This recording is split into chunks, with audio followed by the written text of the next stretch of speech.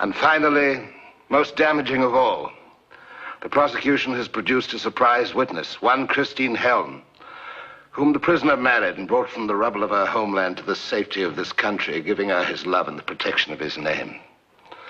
I objected to her testimony because a wife cannot give evidence harmful to her husband.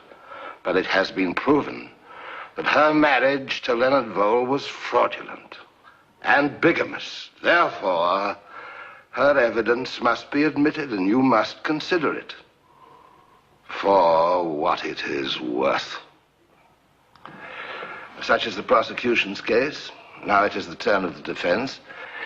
We could present on behalf of the prisoner a variety of witnesses to his character, his war record, the lack of criminal or evil association in his past. However, only one witness can shed new light on this tragic riddle.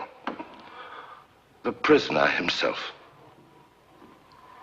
Members of the jury, I call Leonard Stephen Vole.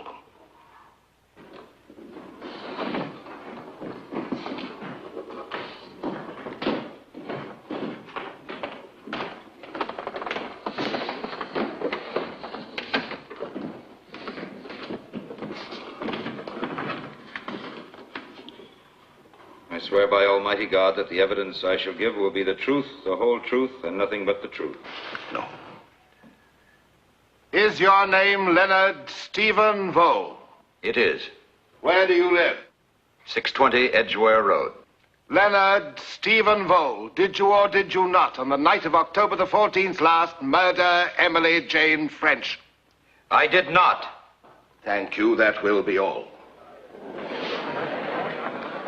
Have you, in fact, concluded your examination of the prisoner, Sir Wilfrid? My lord, the prisoner has endured 3 days of the most profound mental agony and shock. The defense feels his faculties should be spared for the cross-examination by my learned friend for the prosecution. This is not a plea for any indulgence. I am confident that no matter how searching this may be, the prisoner will withstand it. Mr. Vole, at the time that you made the acquaintance of Mrs. French, were you employed? No, sir. How much money did you have? Just a few pounds. Did she ever give you any money? No, not a penny. Do you expect to receive any? No, sir. Did you know that in her new will, you were the beneficiary to the extent of £80,000? No, I didn't. Now, Mr. Vole, when you went to visit Mrs. French for the last time, did you wear a trench coat and a brown hat? Yes, I did. Was it this coat and hat? Yes, sir. My lord, the defense, leaving no stone unturned in its efforts to establish an alibi for the prisoner, circulated this photograph, hoping to bring forth a witness who had seen him leaving Mrs. French's house or entering his own at the times that he has stated. Apparently, this splendid effort was without results.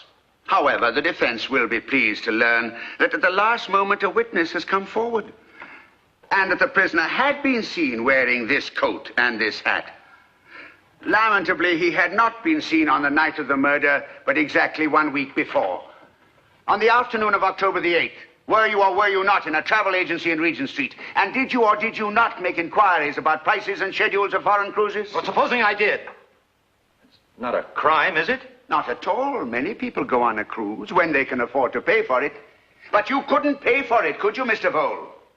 Well, I was hard up, I told you that. And yet you came to this particular travel agency with a clinging brunette. A clinging brunette, Mr. Myers? My lord, the young lady was so described to me. She was very affectionate with the prisoner, constantly clinging to his arm. Oh. You then admit that you made inquiries about the most expensive and luxurious cruises. How do you expect to pay for such a thing? I don't know. If you don't know, perhaps I can help you.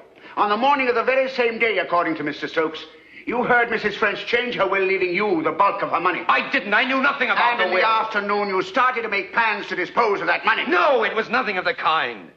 Look, I was in a pub, and I met this girl. I don't even remember her name now. We had a couple of drinks, and we walked out together. And we passed that display window and saw those fancy posters, all blue seas and palm trees.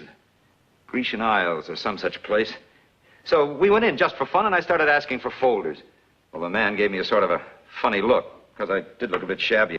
Well, anyway, it irritated me. So I kept asking for the swankiest tours, all deluxe and cabin on the boat deck, but it was just putting on an act. An act? You knew that in a week you were going to inherit £80,000. No, it wasn't that way at all. It was make-believe and childish, but it was fun and I enjoyed it. I never thought of killing anyone or of inheriting any money. It was just a remarkable coincidence that Mrs. French should be killed only 1 week later. I told you I didn't kill her. Do you know any reason why the witness, Christine Helm, should deliberately give the evidence she has given if it were not true? No, I don't know why my wife... I don't even know why I still call her my wife. She must have been lying or out of her mind. She seemed remarkably sane and self-possessed. But insanity is the only reason that you can suggest. I don't understand it. Oh, God, what's happened? What's changed her? Very effective, I'm sure. But in this court, we deal with fact.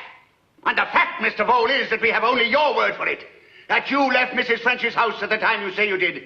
That you came home at 9:25. And that you did not go out again. But somebody must have seen me in the street or going into the house. One would certainly think so. But the only person who did see you come home that night says that it was 10:10, and she says that you had blood on your hands. I cut my wrist. You cut your wrist deliberately. No, I didn't. I didn't do anything. But you make it sound as though I did. I can hear it myself. You came home at 10:10. No, I didn't. You've got to believe me. You've got to believe me. You killed Emily French.